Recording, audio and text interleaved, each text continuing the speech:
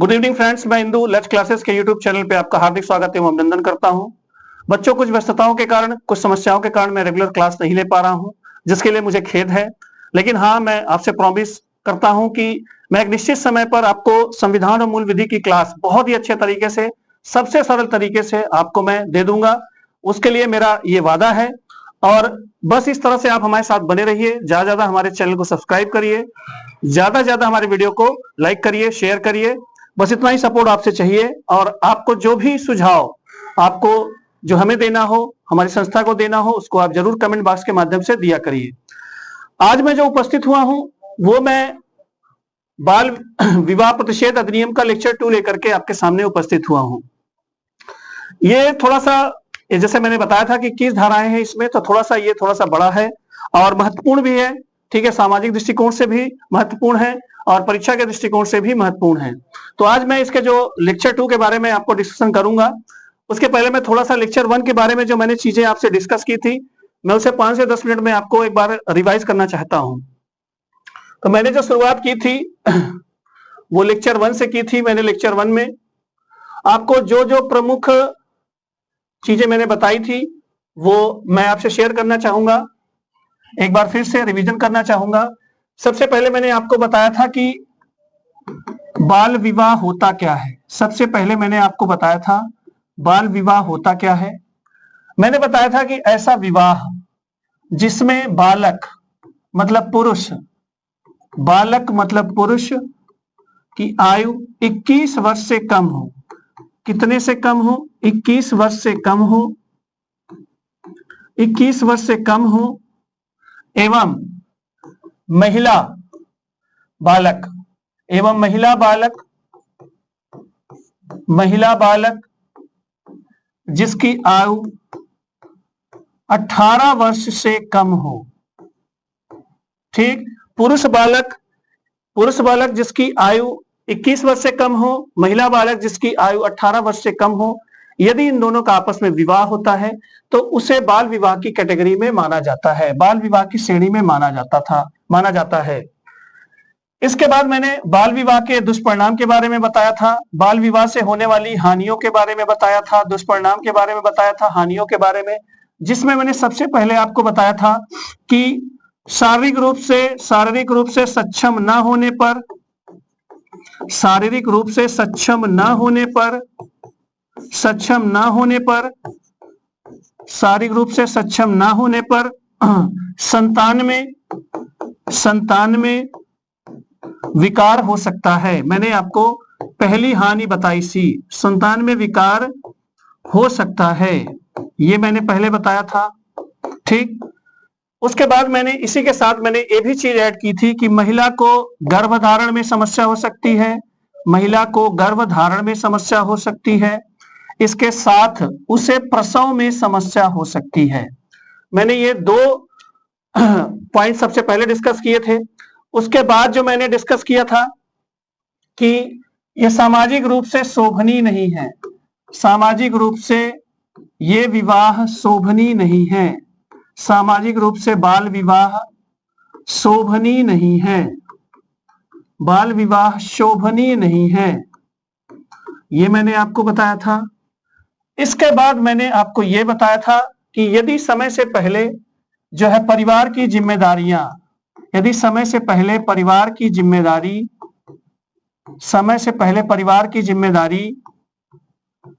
पुरुष और महिला दोनों को मिल जाती है, पुरुष और महिला दोनों को मिल जाती है, तो दोनों में विकार हो सकता है। मानसिक तनाव की वजह से जो है कई रोग हो सकते हैं। ठीक है, शरीर में कई रोग हो सकते हैं। ठीक, ये एक बोझ के रूप में अगर एज के पहले अगर हो जाएगा, बाल विवाह हो जाएगा, तो आपको एक बोझ के रूप में ये लगेगा, जिसके फलस्वरूप पुरुष और महिला कई रोगों से ग्रसित हो सकते हैं।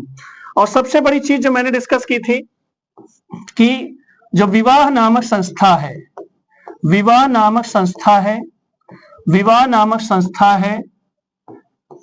इसके उद्देश्य, विवाह नामक संस्था के उद्देश्य पूरे नहीं होते,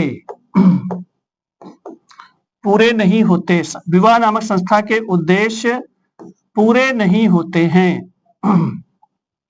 ये मैंने आपको बाल विवाह से संबंधित दुष्परिणाम के बारे में बताया था। ये सारे पॉइंट्स मैंने डिस्कस किए थे सबसे पहले। ठीक, इसके बाद आप लोग रिवाइज करते रहिएगा, सुनते हुए चलिएगा, किसी भी चीज को लिखने की कोई आवश्यकता नहीं है।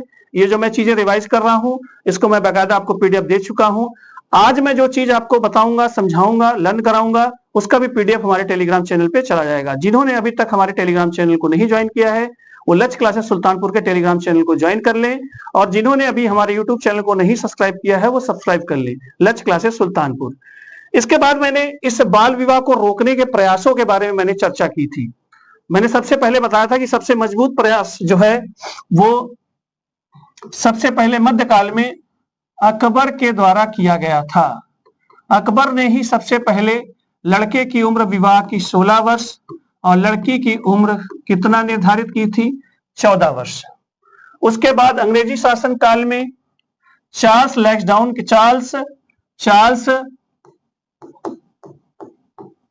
लैंसडाउन के द्वारा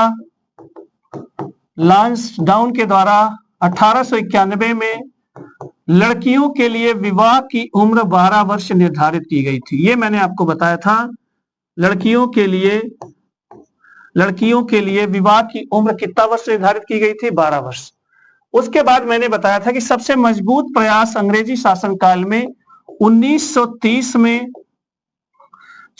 लॉर्ड इरविन के द्वारा किया गया था। 1930 में लॉर्ड इरविन के द्वारा किया गया था और इन्होंने इससे संबंधित जो कानून लाया था उसे हम शारदा एक्ट के नाम से जानते हैं। इसके बारे में भी मैंने चर्चा की थी। उसके बाद जब भारत जब स्वतंत्र हुआ तो इसी शारदा एक्ट में संशोधन हुआ। किस वर्ष, 1978 में, और लड़के के लिए न्यूनतम आयु 21 वर्ष रखी गई। लड़के के लिए 21 वर्ष रखी गई, वहीं लड़कियों के लिए विवाह की न्यूनतम आयु 18 वर्ष रखी गई। किसके लिए, लड़कियों के लिए। ठीक, ये 1978 से हमारा प्रावधान चला आ रहा था। इससे नीचे की एज में होने वाले विवाह को हम लोग बाल विवाह मानते थे। इसके बाद मैंने आपको यह बताया था कि ऐसा क्या हुआ जिसकी वजह से हमें बाल विवाह प्रतिषेध अधिनियम 2006 लाना पड़ा। उसके कारण हमने आपको बताए थे। पहला बताया था, इस प्रावधान में इस शारदा एक्ट में विसंगतियां थी और मैंने एक चीज की ओर इंडिकेट किया था आपको कि सजा क्या थी, कम थी। इसीलिए हमें पुनः बाल विवाह प्रतिषेध अधिनियम एक कड़े कानून के रूप में लाना पड़ा। ठीक, इसके बारे में भी मैंने आपको बताया था कि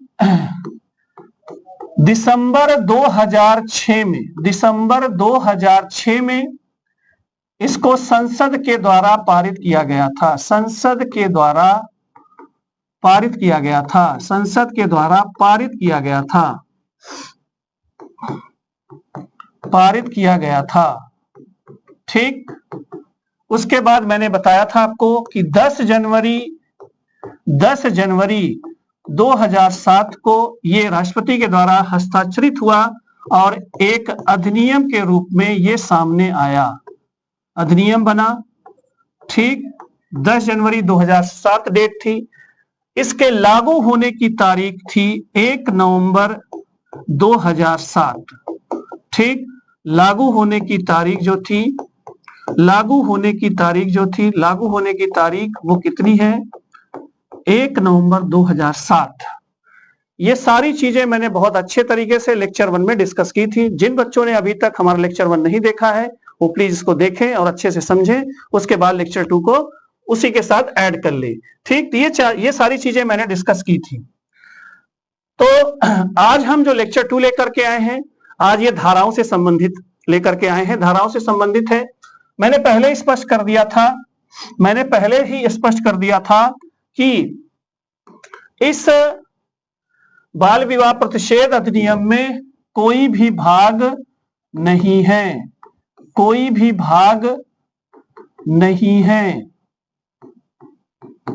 ठीक, और इसमें कुल धाराएं कितनी हैं, 21। कुछ बच्चों ने ये सवाल पूछा था, कि इतनी सब धाराएं हैं, कैसे याद की जाएंगी? तो मैं उनको एक सलाह देना चाहता हूं कि कोई भी चीज आपको ज्यादा समय तक मेमोरी में तभी तक रहेगी जब आप उसको बार बार रीडिंग करेंगे। बार बार उसको आप रटिए ना, बार बार उसको क्या करते रहिए, रीडिंग करते रहिए। और अगर आपको वो कुछ दिनों में आपकी परमानेंट मेमोरी में सेव ना हो जाए तब बताइएगा। तो जितना भी मैं सेक्शन पढ़ाऊं, जितना भी आपको मूल विधि पढ़ाऊं, जितना भी आपको कोई भी सब्जेक्ट संविधान पढ़ाऊं, तो आप सबसे पहले जो मेरी नोट्स होगी आप उसको रटेंगे नहीं। मैं पढ़ने का एक तरीका आपको बता रहा हूं, कुछ दिन में आप कुछ दिन इसको आप फॉलो करिए। आप मेरे द्वारा प्रोवाइड कराई गई सारी नोट्स को सिर्फ आप एक बार, दो बार, तीन बार आराम से लेट करके, बैठ करके आप रीडिंग करिए। न याद हो जाए तो बताइएगा। सेक्शन बहुत है, नो डाउट सेक्शन बहुत है, ठीक है, लेकिन इनसे पार पाना ऐसा नहीं है कि असंभव है। लड़ा जा सकता है, बहुत अच्छे से लड़ा जा सकता है और समझ के लड़ा जा सकता है। इस चीज को ध्यान रखिएगा, ठीक। आज हम बात करेंगे सेक्शंस की। आज हम बात करेंगे सेक्शंस की। तो आज हम शुरुआत करते हैं सेक्शन 1 से। 21 धाराएं हैं कुल, 21 धाराएं हैं कुल, जिसमें सबसे पहली धारा क्या कहती है इसके बारे में मैंने थोड़ी चर्चा की थी उस दिन। आज मैं थोड़ा सा इसको और ब्रीफ करूंगा। सबसे पहले धारा 1 क्या कहती है? धारा 1 इस अधिनियम का संक्षिप्त नाम बताती है, इस अधिनियम का विस्तार बताती है, शॉर्ट नेम, एक्सपेंशन, और इसके प्रारंभ, स्टार्ट डेट बताती है, प्रारंभ होने की तिथि बताती है, ठीक। संक्षिप्त नाम आप सभी लोग जानते हैं, बाल विवाह प्रतिषेध अधिनियम। इसका संक्षिप्त नाम है बाल विवाह प्रतिषेध अधिनियम 2006। 2006 इसको संसद ने 2006 में पारित किया था, इसलिए इसके साथ ऐड किया जाता है 2006, ठीक। इसका विस्तार जो मैंने बताया था, ठीक है, आज मैं फिर से बता रहा हूं, इसका विस्तार जो था ये संपूर्ण भारत में है। इस अधिनियम का विस्तार जो है, एक्सपेंशन एरिया आपका संपूर्ण भारत में है, और इसके प्रारंभ होने की जो तिथि है वो 1 नवंबर 2007 है। 1 नवंबर 2007 है।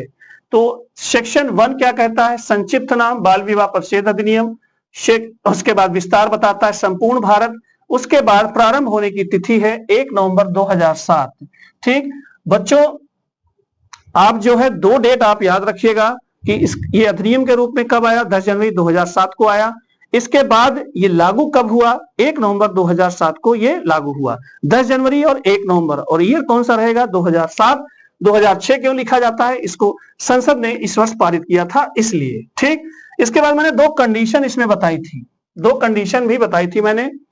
इसमें मैंने बताया था कि यह अधिनियम विदेशों में रह रहे भारतीयों पर भी लागू होता है, ठीक। ये क्या कह रहा है? यदि कोई भारतीय विदेश में भी रह रहा है और अगर बाल विवाह जैसा अपराध करता है तो ये एक्ट उस पर भी लागू होगा। इसको मैंने नोट 1 करके बनाया है, ठीक। इसके साथ ही मैंने नोट 2 में भी आपको बताया था कि यह अधिनियम 1 नवंबर 2007 से पहले हुए मामलों पर भी लागू होता है, ठीक। इसका मतलब क्या हुआ?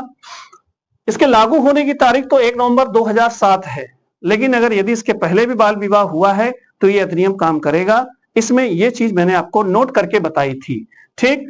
आज इसके आगे बढ़ते हैं सेक्शन 2 से। सेक्शन 2 क्या कहता है?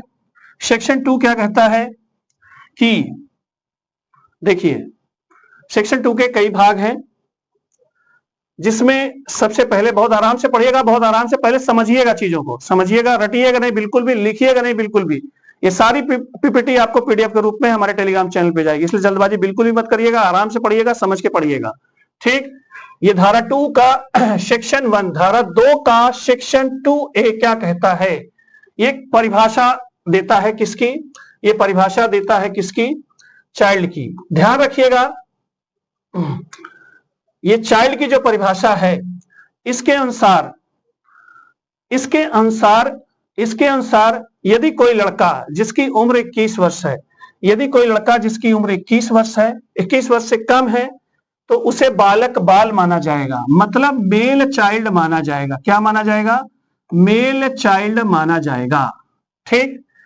यदि कोई लड़की जिसकी उम्र 18 वर्ष से कम है तो उसे भी बालक बाल माना जाएगा, ठीक। देखिए यहां बालक और बाल का रेफरेंस दोनों से है, पुरुष से भी है और महिला से भी। तो इसको आप कह सकते हैं कि फीमेल चाइल्ड। क्या कह सकते हैं आप इसे? फीमेल चाइल्ड कह सकते हैं, तो यदि मेल चाइल्ड की उम्र जो है 21 वर्ष से कम है और अगर फीमेल चाइल्ड की उम्र है 18 वर्ष से कम है तो इनको बालक की कैटेगरी में या बाल की कैटेगरी में माना जाएगा और इनको एक चाइल्ड माना जाएगा और इनके आपस में हुए विवाह को क्या माना जाएगा, इस अधिनियम के अधीन अपराध माना जाएगा।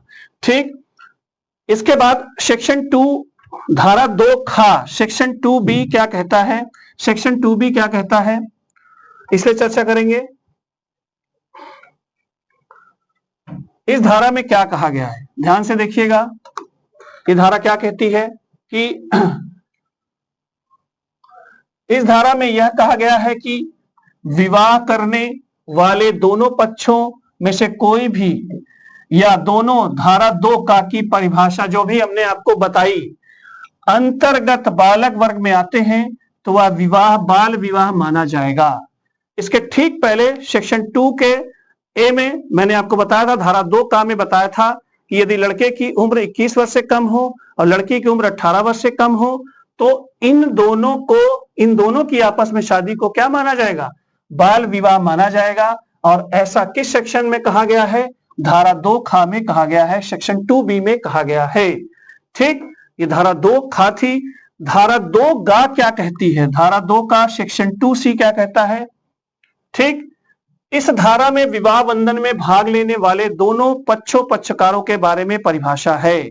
इसके अनुसार पक्षकार मतलब कॉन्ट्रैक्टिंग पार्टी जिसको आपस में विवाह कर रही है, जिसके द्वारा विवाह हो रहा है या होने वाला है।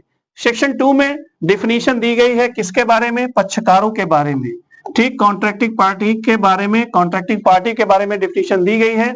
इसके अनुसार क्या है कि पक्षकार वो हैं जिसमें आपस में विवाह हो रहा है, मतलब पुरुष के तरफ से पुरुष पक्षकार है, महिला की तरफ से महिला पक्षकार है, मतलब विवाह हो रहा है या इनके बीच विवाह होने वाला है।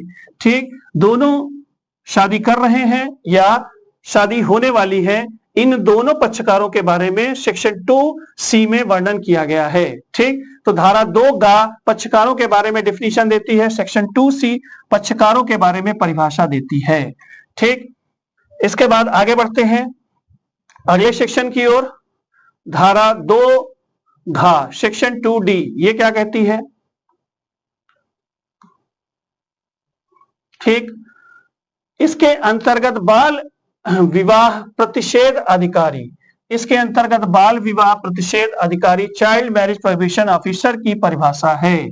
ठीक, इसके अंतर्गत इसमें कहा गया है कि ये वही अधिकारी हैं जिनका वर्णन धारा 16(1) में है, मतलब आगे है। ठीक, मतलब सेक्शन 2D में धारा 2 घा में आपको धारा 2 घा में यह कहा गया है कि दहेज प्रतिषेध अधिकारी की जो परिभाषा है ये वही अधिकारी हैं जिनका वर्णन 16 आगे आपके सेक्शन 16(1) में दिया गया है।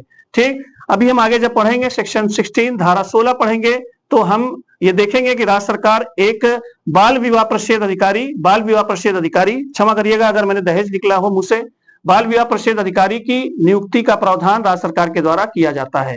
तो इसमें अगर आपको सेक्शन धारा 2 घा क्या कहती है, इसमें बाल विवाह प्रतिषेध अधिकारी के बारे में बताती है, उसके डेफिनेशन के बारे में बताती है और ये इंडिकेट करती है कि ये वही अधिकारी हैं जो धारा 16(1) में है। ठीक, धारा 2 सेक्शन 2E अंगा क्या कहती है, इस धारा के अंतर्गत इस अधिनियम से संबंधित मामलों की सुनवाई की अधिकारिता वाले न्यायालयों की परिभाषा है। ठीक, इंपॉर्टेंट धारा है सेक्शन 2E। ठीक, सेक्शन 2E में जो परिभाषा दी गई है वो न्यायालयों की परिभाषा दी गई है कि इसमें यह बताया गया है कि बाल विवाह प्रतिषेध अधिनियम 2006 के बारे में जो न्यायालय में जहां पे सुनवाई हो सकती है, ठीक, आपके जिला न्यायालय में सुनवाई हो सकती है, इनकी परिभाषा के बारे में इस सेक्शन में सेक्शन 2E में वर्णन है। ठीक, इसके बाद हम आगे बढ़ते हैं।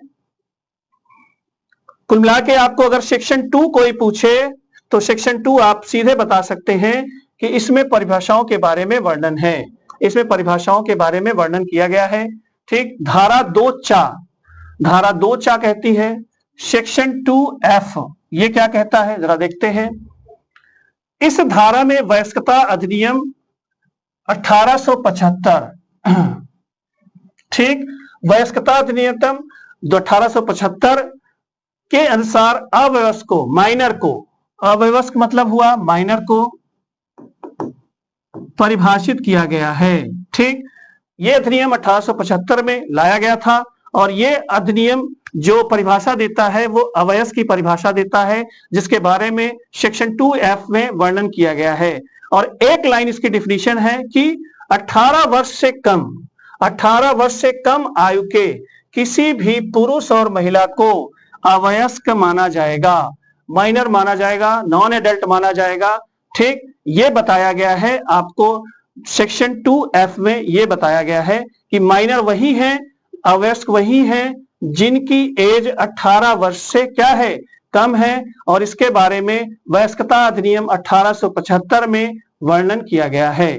ठीक, बढ़ते हैं अगली धारा की तरफ।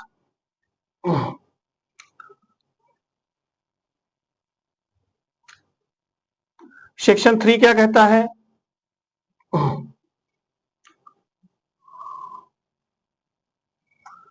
इस धारा के अंतर्गत निम्नलिखित प्रावधान है। ठीक, जिसमें सबसे पहला प्रावधान क्या कहता है? पहले प्रावधान की बात करेंगे तो यह कह रहा है कि इस अधिनियम के प्रारंभ होने पर या उसके पहले का भी यदि कोई विवाह बाल विवाह की परिभाषा में आता है तो वह विवाह शून्य माना जाएगा। ठीक, मतलब वो विवाह अवैध माना जाएगा, उस विवाह को मान्यता नहीं मिलेगी। जैसे मैंने बताया था कि अभी कुछ देर पहले चर्चा की थी कि 1 नवंबर 2007 को तो लागू होने की तिथि है, लेकिन यदि उसके पहले भी यदि कोई विवाह हुआ है तो वो विवाह भी क्या माना जाएगा, शून्य माना जाएगा। मतलब उस विवाह को किसी भी प्रकार का दर्जा नहीं प्रदान किया जाएगा। ये सेक्शन 3 का पहला पॉइंट है। सेक्शन 3 का पहले पॉइंट से ये कंफर्म है कि 21 वर्ष से कम यदि लड़के की उम्र होगी, 18 वर्ष से कम यदि लड़की की उम्र होगी तो विवाह शून्य माना जाएगा, अवैध माना जाएगा और उसको किसी भी प्रकार का राइट्स नहीं मिलेगा। अगला पॉइंट इसका क्या कहता है? सेक्शन 3 का अगला पॉइंट जो कहता है, सेक्शन 3 का अगला पॉइंट जो है वो ये कह रहा है कि बाल विवाह से संबंधित याचिका कोई भी दायर कर सकता है। ठीक, मतलब अपील कौन दायर कर सकता है, ये अगले पॉइंट में आपको दिखाया गया है कि इस बाल विवाह से संबंधित कोई भी अपील अगर आपको करनी है तो उसमें कौन कौन से लोग इसको अपील कर सकते हैं। सबसे पहला, संबंधित पक्ष।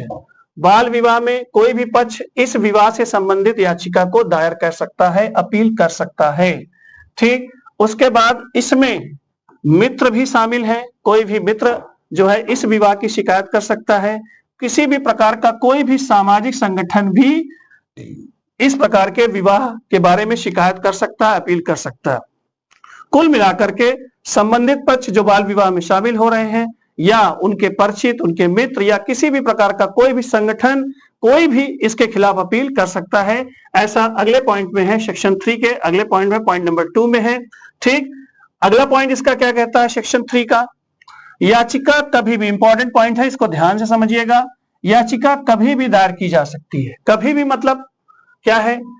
याचिका विवाह के समय, ठीक, विवाह के समय दायर की जा सकती है या विवाह के पूर्व दायर की जा सकती है।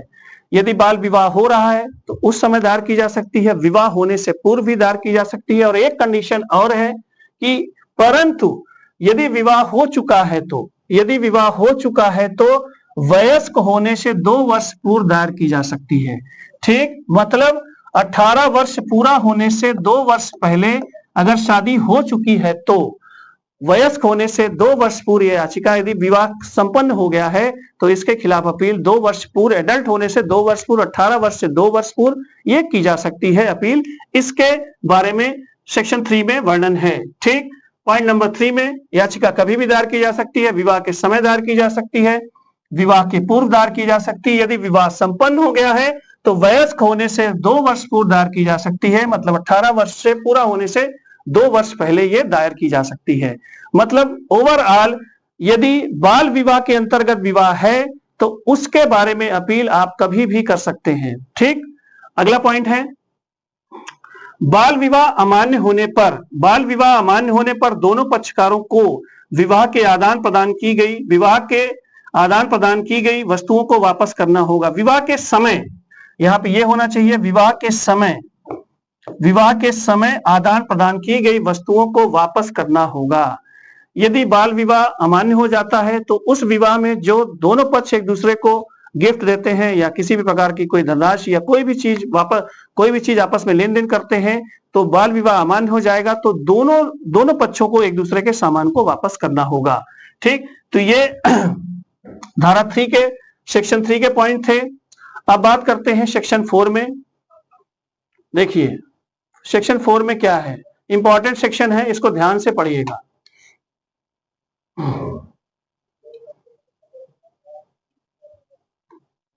किसी भी नोट्स को आप मत बनाइए, आप सिर्फ समझते हुए चलिए, हमारी क्लास को समझते हुए सुनते हुए चलिएगा।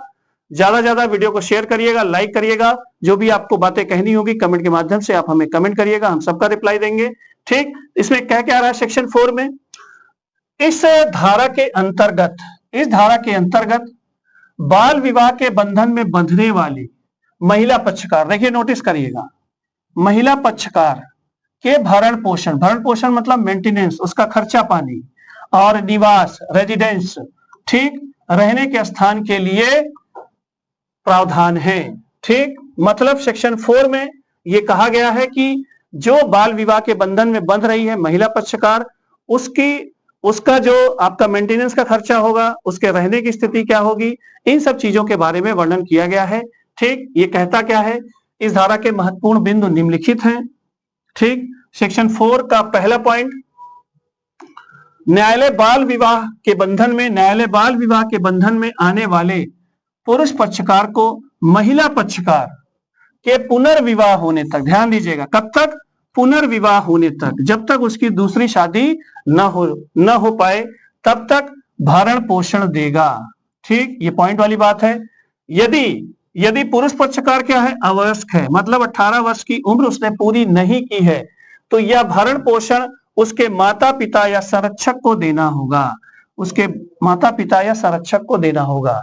ठीक, इसमें क्लियर लिखा है, क्लियर इसमें प्रोविजन है कि यदि महिला पक्षकार बाल विवाह हो रहा है तो महिला पक्षकार को पुरुष पक्षकार जो है, जब तक उसका पुनर्विवाह जो है, दोबारा शादी नहीं हो जाती, उसके मेंटेनेंस का खर्चा वो देगा। यदि वो अवयस्क है, माइनर है, 18 साल से उसकी उम्र कम है, तो ये धनराशि जो है उसके माता पिता या उसके गार्जियन के द्वारा उसको प्रदान की जाएगी।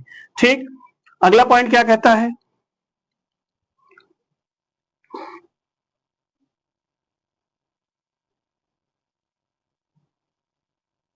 ठीक, ये कौन इसके मेंटेनेंस की राशि को डिसाइड करेगा, कितना मेंटेनेंस देना है, ये कौन डिसाइड करेगा, इसके बारे में आगे वर्णन है। ये क्या कह रहा है कि भरण पोषण की राशि का निर्धारण न्यायालय द्वारा किया जाएगा। और ये किस पर किया जाएगा, महिला पक्षकार की स्थिति पर, आवश्यकताओं पर, विवाह के समय की जीवन शैली मतलब महिला पक्षकार विवाह के समय किस प्रकार की जीवन शैली को जी रही थी, उसको भी न्यायालय ध्यान में रखेगा। ठीक, एवं एक ये भी बात है कि वह पुरुष पक्षकार की आय को भी ध्यान में रखेगा।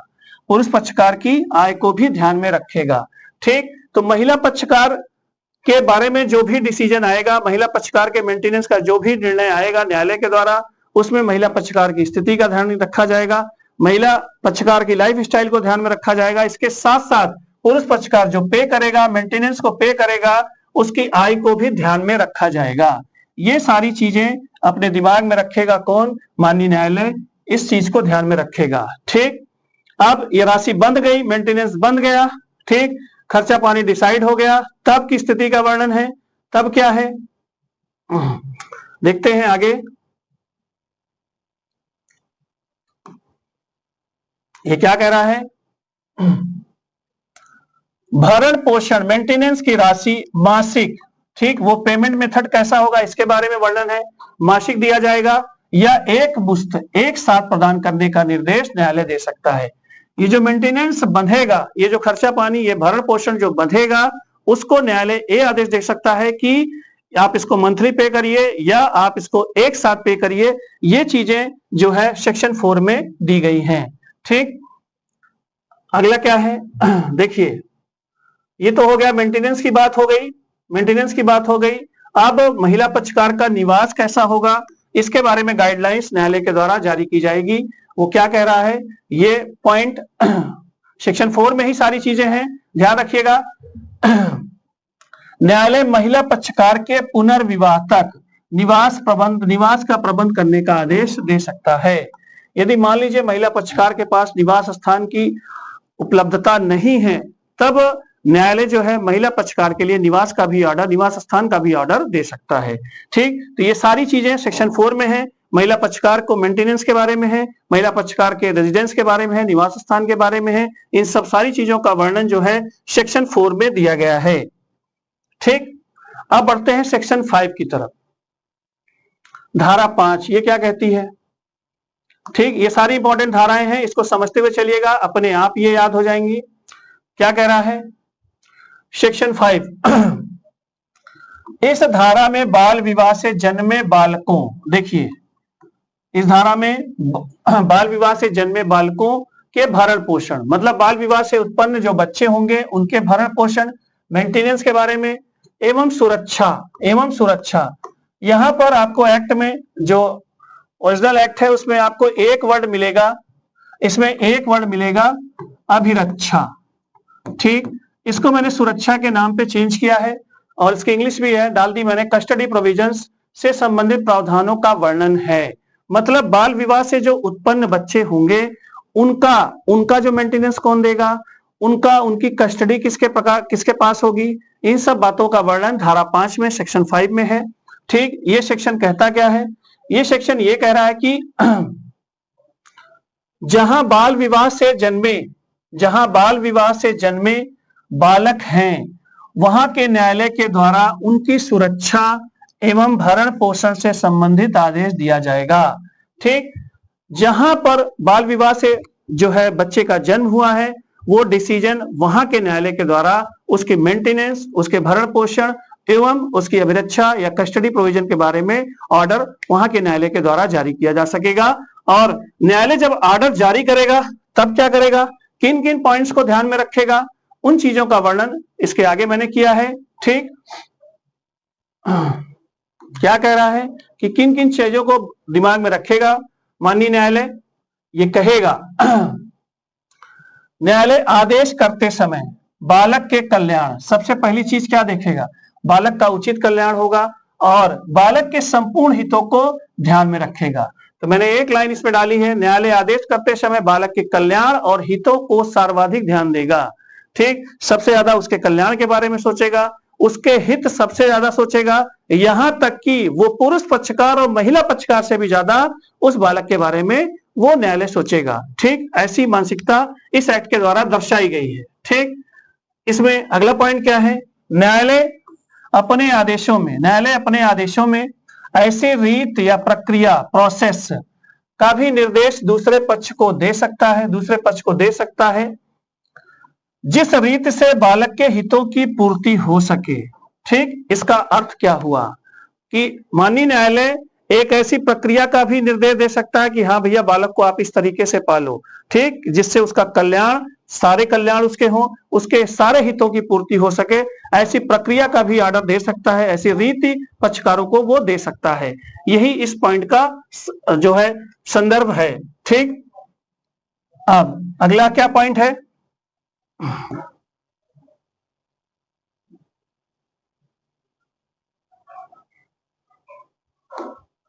इसमें देखिएगा पॉइंट नोट करने वाला है ये। ठीक, न्यायालय बालक के भरण पोषण का आदेश दोनों पक्षकारों में से किसी भी पक्षकार को दे सकता है, के लिए कर सकता है। ये चीज ध्यान रखिएगा कि ऐसा नहीं कि पुरुष पक्षकार ही बच्चे का सारा मेंटेनेंस भरेगा। ठीक, महिला पक्षकार को भी न्यायालय ऑर्डर कर सकता है, ये विशेष बात है, इस चीज को ध्यान में रखिएगा। ठीक, देखिए, लेकिन इसके साथ मैंने देखिए कंडीशन नोट के रूप में भी लगाई है, सामान्यतः भरण पोषण, मेंटेनेंस पुरुष पक्षकार एवं अभिरक्षा, कस्टडी प्रोविजंस महिला पक्षकार के हिस्से में जाने का आदेश न्यायालय देता है।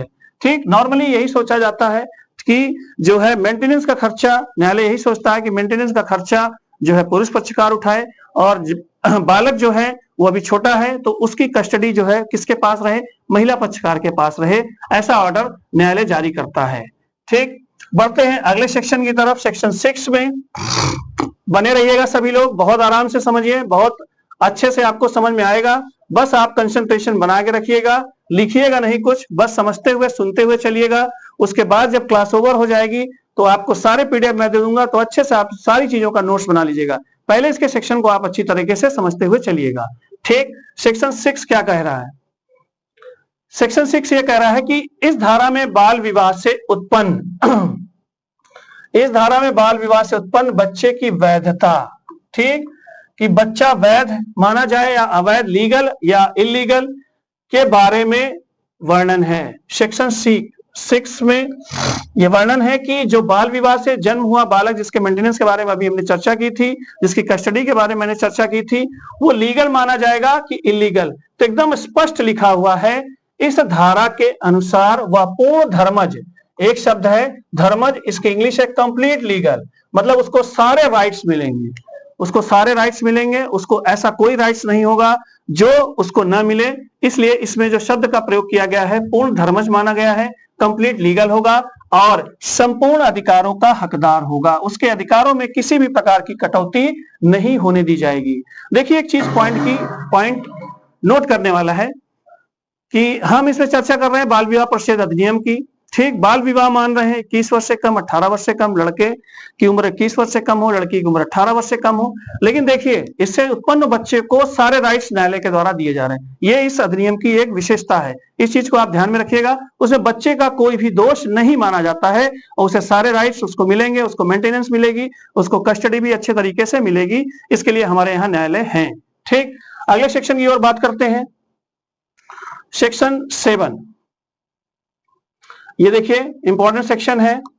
क्या कह रहा है ये सेक्शन? ये कह रहा है कि इस धारा के अनुसार यदि न्यायालय चाहे तो धारा 4 और 5, ठीक, धारा 4 महिला की मेंटेनेंस है, निवास स्थान है, और धारा 5 बच्चे की मेंटेनेंस और कस्टडी प्रोविजन, ठीक, ये दोनों सेक्शन है, अंतर्गत दिए गए निर्णयों में परिवर्तन कर सकता है। इसका मतलब क्या हुआ? ठीक, इस सेक्शन में यह है कि धारा 4 और धारा 5 में दिए गए निर्णयों में न्यायालय परिवर्तन कर सकता है। वो परिवर्तन कैसे होगा? मान लीजिए महिला पक्षकार को 5,000 रुपए मासिक, 5,000 रुपए मंथली जो है पुरुष पक्षकार को पे करना है। ठीक, तो न्यायालय इस राशि में कमी या बढ़ोतरी भी कर सकता है। ठीक, यदि धारा 5 का मामला है, यदि बालक की मेंटेनेंस के लिए 3,000 का ऑर्डर किया गया है, 3,000 रुपए का मासिक का ऑर्डर किया गया है, तो न्यायालय इसमें भी परिवर्तन कर सकता है। और ये बातें जिस सेक्शन में दी गई हैं वो सेक्शन है आपका धारा 7। सेक्शन 7 स्पष्ट रूप से कहती है कि न्यायालय चाहेगा तो धारा 4 और धारा 5 में दिए गए निर्णयों में परिवर्तन कर सकता है। ठीक, बढ़ते हैं अगले सेक्शन की ओर। धारा 8, ठीक, ये सेक्शन क्या कह रहा है? ये सेक्शन ये कह रहा है कि इस धारा के अंतर्गत बताया गया है, इस धारा के अंतर्गत यह बताया गया है कि किस न्यायालय में इस अधिनियम से संबंधित याचिका दायर की जा सकती है। मतलब इस सेक्शन में आपको ये चीजें बताई गई हैं कि यदि बाल विवाह से संबंधित अपील करनी है तो किस स्थान के न्यायालय में अपील की जा सकती है। जिसमें पहली कंडीशन है, ठीक, लड़की के निवास क्षेत्र में स्थित न्यायालय में, ठीक, जहां पे वर्तमान समय में लड़की रह रही है वहां के न्यायालय में लड़की अपील कर सकती है, या बाल विवाह से संबंधित बाल विवाह प्रतिषेध अधिनियम 2006 से संबंधित अपील की जा सकती है। ठीक, पहला न्यायालय ये हुआ। ठीक, दूसरा क्या कह रहा है? जहां पर विवाह संपन्न हुआ हो। ठीक, विवाह जहां पर हुआ हो, जिस स्थान पर विवाह हुआ हो, मान लीजिए कोई उत्तर प्रदेश के बरेली का है, ठीक, पुरुष पक्षकार, महिला पक्षकार फिरोजाबाद की है, ठीक, लेकिन बाल विवाह हुआ है लखनऊ में, तो आपका लखनऊ की कोर्ट में भी इससे संबंधित अपील की जा सकती है। ठीक, अगला क्या कहता है? लड़के के निवास क्षेत्र में स्थित न्यायालय, जैसे मैंने अभी बताया, लड़का अगर बरेली का है तो वहां के न्यायालय में भी अपील की जा सकती है जहां पे लड़के का निवास स्थान हो। इसके साथ ही जहां पर लड़का लड़की दोनों साथ रहे हों, मतलब क्या हुआ? बाल विवाह के बाद मान लीजिए मैंने बताया बरेली, दूसरा फिरोजाबाद, और इन्होंने शादी करने के बाद रहना शुरू किया कहां पर? दिल्ली में रहना शुरू किया, तो वहां पर भी जहां पे दोनों एक साथ रहे हो वहां के भी न्यायालय में अपील की जा सकती है। ठीक, तो मैंने इसमें सीधे लिख दिया है कि इनमें से किसी भी न्यायालय में अपील की जा सकती है। ठीक, सबसे पहले अपील जहां पे लड़की रह रही हो, ठीक, लड़की के निवास स्थान पर, जहां पे लड़का रह रहा हो वहां के निवास स्थान पर, जहां विवाह हुआ हो वहां के न्यायालय में, और जहां पर लड़का रह रहा हो वहां के निवास क्षेत्र में यह अपील की जा सकती है। और इसके साथ जहां दोनों शादी के बाद रह रहे हो वहां पर भी अपील इससे संबंधित मामलों में की जा सकती है। ठीक, तो इन सब चीजों का वर्णन सेक्शन 8 में है। अब अगला सेक्शन 9, धारा 9। धारा 9, धारा 9 क्या कह रही है? अब यहां से शुरू होते हैं आपके दंड के प्रावधान। ठीक, जिसमें पहले है सेक्शन 9 धारा 9। ये क्या कहती है? इस धारा में बाल विवाह करने वाले वयस्क पुरुष के लिए दंड का प्रावधान है। वयस्क पुरुष के लिए दंड का प्रावधान है।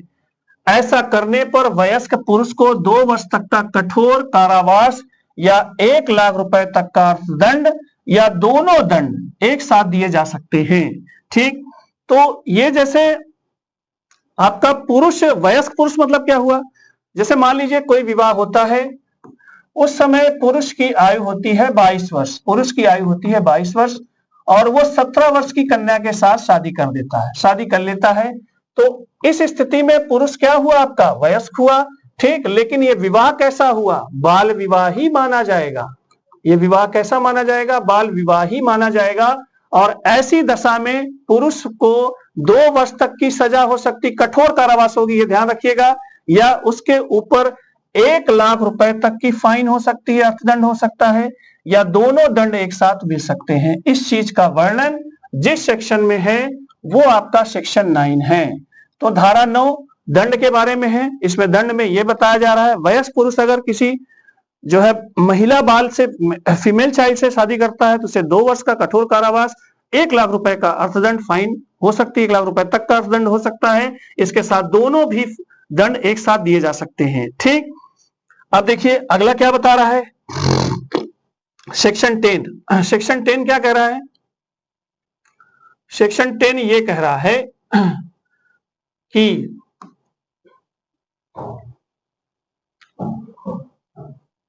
धारा 10 सेक्शन 10, इस धारा में बाल विवाह का अनुष्ठान सोलमनाइज करने वालों, ठीक, जो बाल विवाह का अनुष्ठान करते हैं, जो बाल विवाह का अरेंजमेंट करते हैं, ठीक, उनको, और बहलानों वालों, प्रोज्यूम टू लूर, बहलानों वालों। इसका मतलब क्या हुआ? बहलानों वालों का मतलब यह हुआ कि जैसे यदि किसी के घर में 16 वर्ष की लड़की है, ठीक, और उसे कोई भी व्यक्ति, पुरुष या महिला, उस बच्चे के गार्जियन से उसको प्रलोभन देते हैं, उसे मिसगाइड करते हैं, या किसी अन्य तरीके से दबाव बना करके उसे बाल विवाह के लिए मजबूर करते हैं, तो उनके लिए वर्ड यूज किया गया है बहलाने वालों को। ठीक, अनुष्ठान करने वालों, अरेंजमेंट करने वालों को, और दूसरा क्या है, बहलाने वालों के लिए दंड का प्रावधान है। और वो दंड कौन सा है? सेम दंड है। ऐसा करने पर 2 वर्ष तक का इनको कठोर कारावास या 1 लाख रुपए तक का फाइन इनको पड़ सकता है, या सेम दोनों दंड, या दोनों दंड मतलब 2 वर्ष का कठोर कारावास और इसके साथ 1 लाख रुपए तक की अर्थदंड मिल सकता है। दोनों दंड एक साथ दिए जा सकते हैं। तो सेक्शन 10 अनुष्ठान करने वालों को और बहलाने वालों के लिए दंड का प्रावधान करता है। ठीक, आगे बढ़ते हैं। सेक्शन 11 ये क्या कहता है? सेक्शन 11 ये कहता है कि इस धारा में बाल विवाह में भाग लेने वाले, इनको भी न्यायालय दोषी मानता है, जो इस बाल विवाह में क्या करते हैं? पार्टिसिपेट करते हैं, भाग लेते हैं। ठीक, बाल विवाह को बढ़ावा देते हैं, ठीक, इसको समाज में बढ़ावा देते हैं, उनके लिए दंड का प्रावधान है। मतलब सेक्शन 11 में बाल विवाह में भाग लेने वाले, पार्टिसिपेट करने वाली पार्टीज को और उनको प्रमोट करने वाली पार्टी को, इनको बढ़ावा देने वाली पार्टियों के लिए भी दंड का प्रावधान है, और इनके लिए भी उतना ही दंड है। क्या है दंड? 2 वर्ष तक का कठोर कारावास या 1 लाख रुपए तक का अर्थदंड, 1 लाख रुपए तक का अर्थदंड, ठीक, या दोनों दंड एक साथ। ठीक, मतलब यदि बाल विवाह में भाग ले रहे हैं, बाल विवाह को बढ़ावा दे रहे हैं, तो आपके ऊपर भी 2 वर्ष तक का कठोर कारावास, 1 लाख रुपए तक की फाइन या दोनों दंड एक साथ दिए जा सकते हैं। यहां पर एक चीज नोटिस करिएगा, वो चीज है क्या? वो धारा 11 ये क्या कह रही है? नोट धारा 11 के अंतर्गत मतलब ये जो सेक्शन मैंने अभी आपको बताया कि भाग लेने वाले और बढ़ावा देने वालों के लिए दंड का प्रावधान है यदि अपराध किसी महिला के द्वारा हो रहा है। ठीक, मतलब यदि कोई महिला भाग ले रही है बाल विवाह में या बाल विवाह को बढ़ावा दे रही है, तो उसके लिए जो दंड है वो कठोर कारावास नहीं है। ये चीज पॉइंट करने वाली है, उसके लिए कठोर कारावास का कोई दंड नहीं है। उसके ऊपर सिर्फ क्या लगाया जा सकता है? 1 लाख रुपए तक का अर्थदंड लगाया जा सकता है। ठीक, तो दोस्तों आज मैंने आपको टोटली 11 सेक्शन पढ़ाए हैं, बहुत अच्छे समझाया हूं। इसमें कोई कमी रही हो गई हो या कोई चीज न समझ में आए हो, उसे प्लीज शेयर करिएगा। ज्यादा से ज्यादा इस वीडियो को शेयर करिए, लाइक करिए और अपने कमेंट के माध्यम से हमें सपोर्ट करिए। और अभी तक यदि आपने हमारे चैनल को सब्सक्राइब नहीं किया है तो यूट्यूब चैनल हमारे लक्ष्य क्लासेस सुल्तानपुर को सब्सक्राइब करिए। आज की क्लास कैसी लगी इसके बारे में आप जरूर बच्चों बताइएगा। मिलते हैं नेक्स्ट क्लास में, तब तक के लिए थैंक्स।